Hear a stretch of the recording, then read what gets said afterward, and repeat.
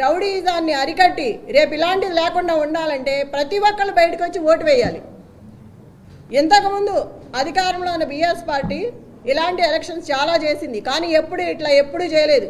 నేను చూసినంతలో ఎప్పుడూ జరగలేదు. ఫస్ట్ టైం నేను చూడటం.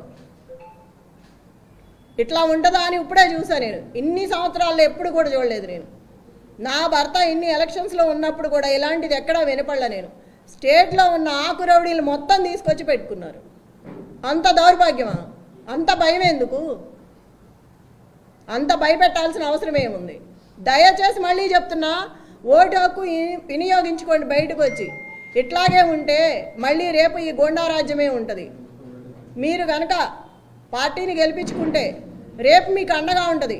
ఇప్పుడు ఏం జరిగినా నేను చూసుకుంటాను. ప్రజలందరినీ మీకు అండగా ఉంటా, మీ వెనకమాల నిలబడతా, పార్టీ అండగా ఉంటుంది. ఏదైనా సరే 13వ తారీఖు వరకు ఎంత ఇబ్బంది అయినా పెట్టండి, ఎంతైనా భయపెట్టండి, కానీ 14వ తారీఖు తర్వాత మాత్రం మాదే. అప్పుడు చెప్తాం ఒక్కొక్కళ్ళ పని ఎవడేంటనేది. అప్పుడు చూసుకుంటాను. నేను ఎవరేం చేస్తారో ఇవాళ గుర్తుపెట్టుకుంటాను. పనికి మాలిన ఆకురౌడి కూడా నోరెత్తి మాట్లాడుతున్నాడు. ఇవాళ పోలీసులు కూడా మహిళలను చూడకోకుండా ఎట్లా పడితే అట్లా మాట్లాడుతున్నారు. ఇందాక ఎవరు అతని పేరు? సురేష్ యాదవ్ ఎంత వల్గర్గా మాట్లాడుతున్నాడు అంటే లేడీస్ అనుకోండి లేకుండా పిచ్చి పిచ్చిగా మాట్లాడుతున్నాడు. ఎన్నికల కమిషనర్కి నేను ఒక్కడే విజ్ఞప్తి చేసుకుంటున్నాను. ఒక మహిళగా మిమ్మల్ని అడుగుతున్నా. నేను ఎంత చేస్తుంటే కూడా మీరు చూస్తూ కూడా ఊరుకున్నారు. ఒక మహిళని ఇట్లా చేస్తుంటే మీకు ఇప్పటికే తెలుసుంటాయి అన్నీ. నేను దయచేసి మిమ్మల్ని అడుగుతున్నాను, ఒక కోరుతున్నాను. మీరు బయటకు వచ్చి జరిగేదేదో చూసి ఏది కరెక్ట్గా ఉందో వాళ్ళకి చెప్పి అట్లా చేయించండి.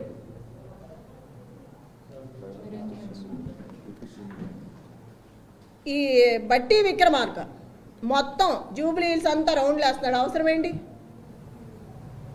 ఎమ్మెల్యే ఎవరు పేరిందా కూర్చొని ఉన్నాడు టేబుల్ దగ్గర? ఐలయ్య. అతనికి ఏం పని టేబుల్ దగ్గర? చిటీలు ఇవ్వడం అవన్నీ అతనికి ఏం అవసరం? అసలుకి వీళ్ళందరూ రావాల్సిన అవసరం ఏంటి? విప్పులు కానీ ఎమ్మెల్యేలు కానీ మినిస్టర్లు కానీ వీళ్ళందరూ రాత్రి నుంచే తిరుగుతున్నారు. అవసరం ఏంటి జూబ్లీ హిల్స్లో వీళ్ళకి?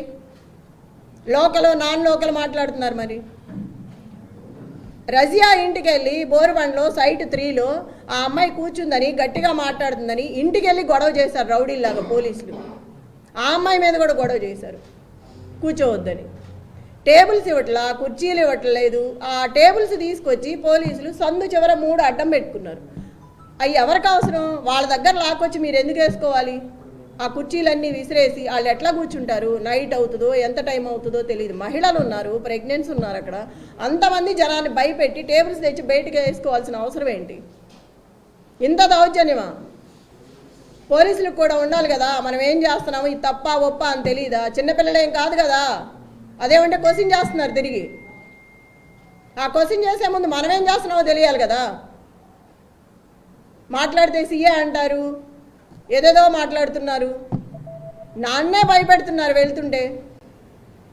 అంత 30 మంది 50 మంది 100 మంది పెరుగుతూనే వస్తున్నారు కానీ తగ్గట్లేదు. 2 నిమిషాల్లో వస్తున్నారు. మరి ఎవరు చెప్తున్నారో నాకు తెలియదు. నేను ఎక్కడికి వెళ్తే అక్కడికి వస్తున్నారు నాతో పాటు. గుంపుగా వచ్చేస్తున్నారు పోలీసులు కానీ రౌడీలు కానీ ఆ చుట్టూ ఉన్న జనం కానీ. ఎదుగో ఇప్పుడే వచ్చేటప్పుడు చూసాను 150 మంది కూర్చున్న టేబుల్స్ నేను గొడవ చేసి వచ్చానని ఒక 6 నుంచి మిగతాయి తీసేశారు. ఇప్పుడు వస్తా చూసాను ఈ కార్లో. ప్రతి చోట ఇలాగే ఉంది. మేము ఇక్కడి నుంచి అవతలికి వెళ్తే ఇక్కడ మొదలు పెడుతున్నారు, మళ్ళీ అటు నుంచి ఇటు వస్తే అటు మొదలు పెడుతున్నారు. ఎన్ని చోట్ల నాపుతాము? ఎంత